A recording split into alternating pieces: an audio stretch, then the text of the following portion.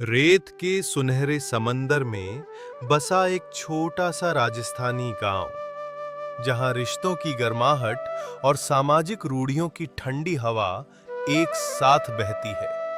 ये कहानी है राजू और सुमन की, उनके 4 बच्चों की और सबसे बढ़कर उनकी छोटी बेटी दिव्या की, जिसने अपने हौसले से न सिर्फ अपनी बल्कि अपनी बहन रेखा की जिंदगी भी बदली। राजू का परिवार आंगन में बैठा है। रेखा और दिव्या रसोई का काम निपटाकर चाय बना रही हैं, जबकि उनके भाई बिस्तर पर पड़े हैं। तभी एक करोड़पति रिश्तेदार की जीप आंगन में रुकती है। रिश्तेदार घमंड भरे स्वर में बोला, राजू भाई, मैं अपने बेटों के लिए तुम्हारी बेटियों का रिश्ता लाया हूं। आटा साटा पुरानी रीत, तुम्हारे बेटों को भी मेरी बेटियां मिलेंगी। सुमन चिंतित स्वर में बोली, लेकिन भाई साहब, हमारी बेटियां तो पढ़ रही हैं। राजू गंभीर होकर बोला, सुमन, हमारे बेटों को कौन बेटी देगा? यह रिश्ता ठीक है। रेखा नरम स्वर में बोली, ठीक है माँ बापू, आप जो भी निर्णय लेंगे वो मैं मान लेती हूँ। इससे मेरे भाइयों का भला हो जाएगा। लेकिन दिव्या गुस्से में बोली, नहीं, मैं ये शादी नहीं करूंगी। मैं पढ़ना चाहती हूँ, कुछ बनना चाहती हूँ। राजू गुस्से में आग बबूला होकर बोला, दिव्या, या तो मेरे कहे अनुसार शादी कर या फिर ये घर छोड़ दे। दिव्या दर्द भरे आंसुओं के साथ बोली, ठीक है बापू, मुझे अभी पढ़ना है, मैं जा रही हूँ।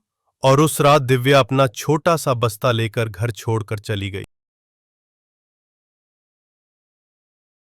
साल बीत गए।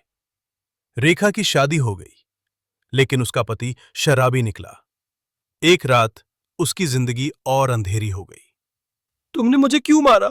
मैंने क्या गलत किया? चुप रह, तुझे जो करना है कर। एक दिन रेखा का पति उसे दूसरे शहर ले गया और उसे बेच दिया। लेकिन रेखा ने हिम्मत नहीं हारी। चकमा देकर वो पुलिस थाने पहुंची। पुलिस थाने में रेखा को एक चेहरा दिखा जो उसे हक्का बक्का कर गया। सब इंस्पेक्टर की कुर्सी पर बैठी थी दिव्या। रेखा रोते हुए बोली, दिव्या, तू यहां? दिव्या गर्मजोशी से बोली, रेखा मेरी बहन, आह! गले लग। रेखा आंसुओं में बोली, तुझे कैसे मिला ये सब? दिव्या गर्व से बोली, घर छोड़ने के बाद मैंने अंजलि महिला एवं बाल उत्थान संगठन से मदद ली। उन्होंने मुझे पढ़ाया, आत्मनिर्भर बनाया। मैंने सब इंस्पेक्टर की परीक्षा पास की। लेकिन तू रेखा, तूने भाइयों के लिए अपनी पढ़ाई छोड़ दी और आज ये कुप्रथा तुझे ले डूबी।